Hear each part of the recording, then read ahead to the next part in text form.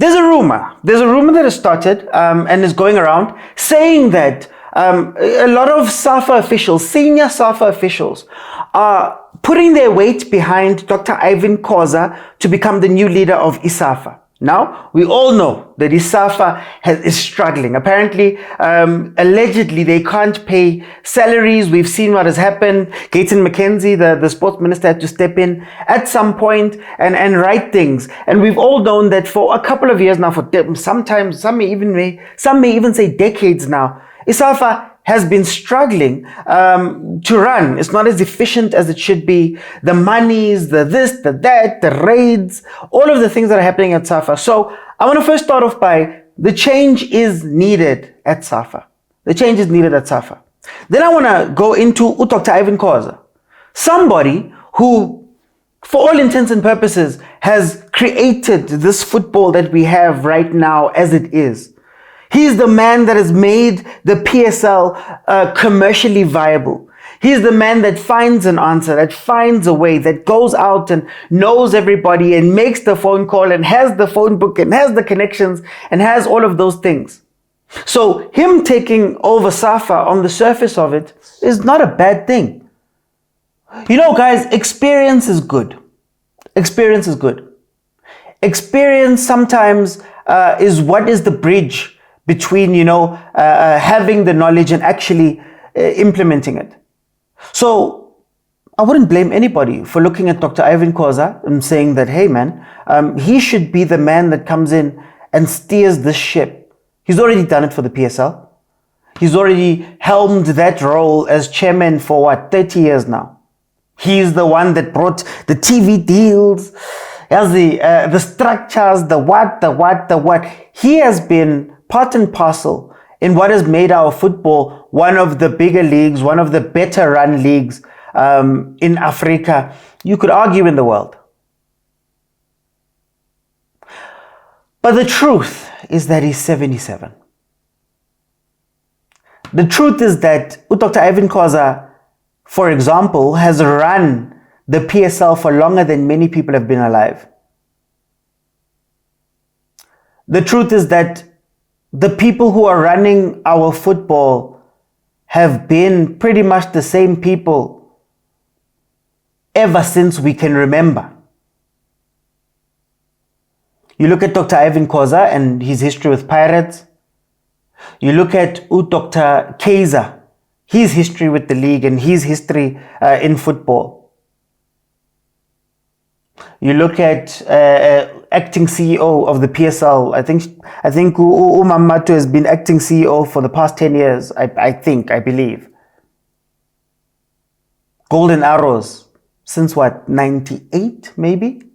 Even before that, if I'm not mistaken, with her family. You go down the list, Abo John Committees, Abo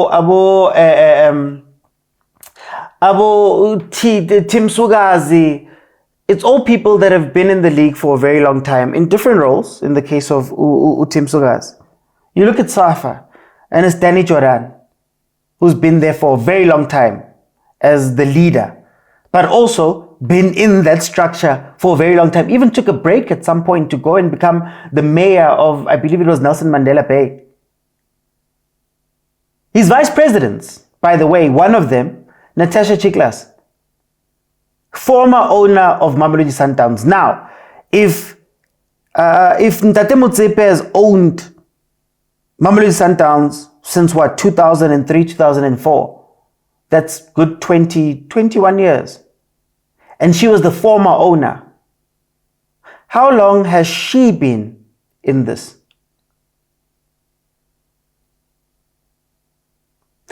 You know, the thing about South Africa, and maybe Africans as a whole, man, and even when you look at the histories of Dr. Irvin Khoza,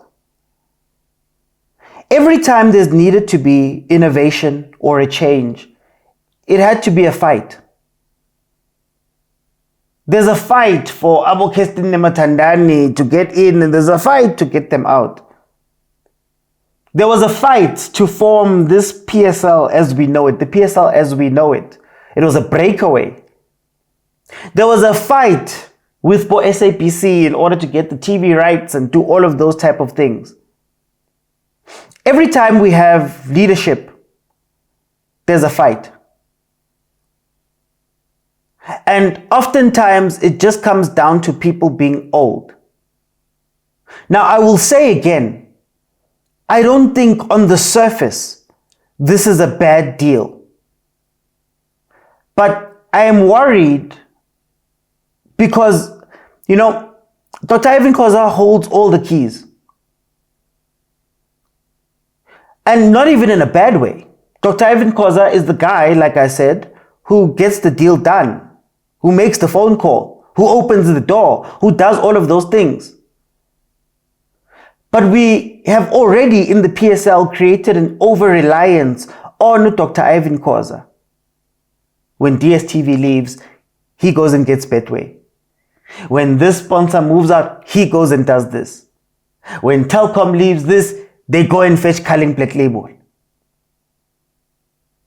There was a story a couple of months ago where it was rumored that Dr. Irvin Khoza was going to retire. And the feedback from the different stakeholders in the leagues, remember the PSL goes all the way down, was that they were scared. That this is a man that has fed us, put us into power, put us into structures, helped out our teams, saved us at times. How can he go? Now, that same Dr. Irvin Khoza is going to move on to SAFA. If this is true, again, allegedly. And wield the same powers and the same keys and save SAFA and save all of that. Maybe part of the problem that we have with our football is that there's always somebody who's willing to bail the football out. Whether it be Dr. Irvin Khoza with his contacts and his immense power and influence. Whether it be Dr. Motsepe and the Motsepe Foundation. Whenever there's problems, somebody bails them out. You see, my fear is that we're going to look back, or there's going to come a time where Dr. Irvin Khoza is going to have to retire. And we're going to start from scratch. There's going to come a time when we lose all of these people. And not to death or whatever, but at some point they're going to have to move on. And you won't have those old experienced people who have been holding it. And because nobody has been groomed,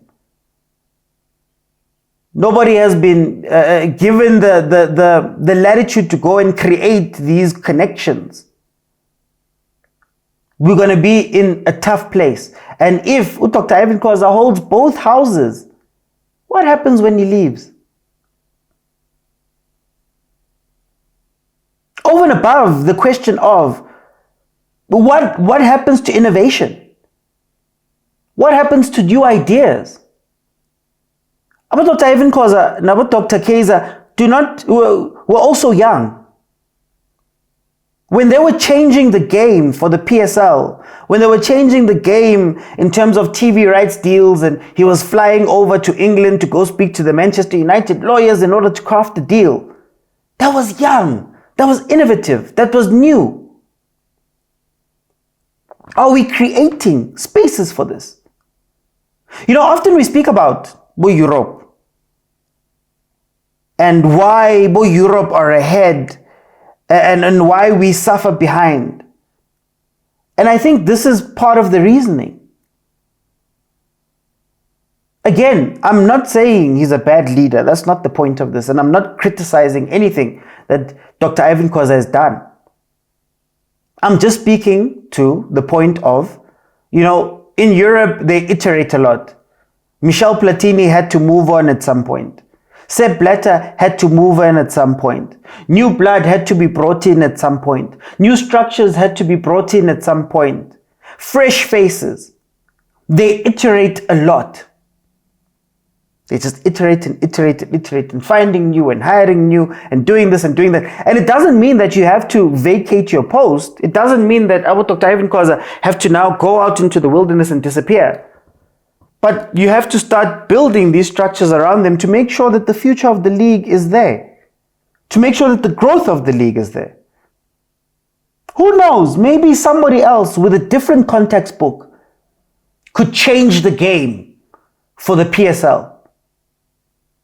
Somebody else with a different outlook could change the game. Somebody else who's fresh. Somebody else who's who isn't part of the politics of football, who isn't part of the histories of football. Maybe they can come in and do something different. I spoke a couple of months ago about the need to just groom new people so that we know who's next. Who's next? Administratively. SAFA right now, besides this rumor, you are having Abu Mamriya coming back. Love Mamri. But Mamriya, Natasha Chiklas, Dr. Irvin Khoza, Danny Jordaan, Dr. Kaizer, John Committees, Mamatu Madlala, the different vice presidents that have been there forever. All of these things. All of these people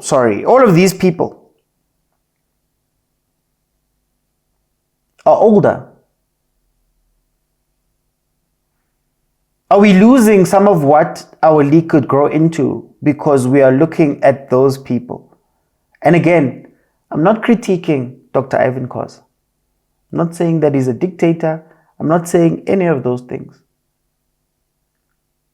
All I want to know is what happens next.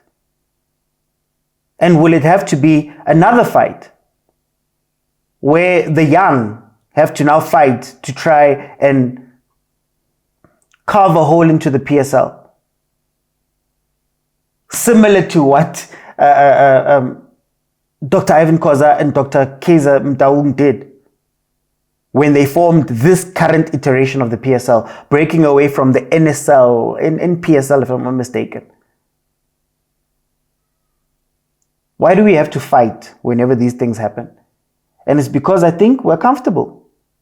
It's comfortable to have somebody who can take the bullets for you. It's comfortable to have somebody you can call when things are going wrong and they'll fix it. It's comfortable.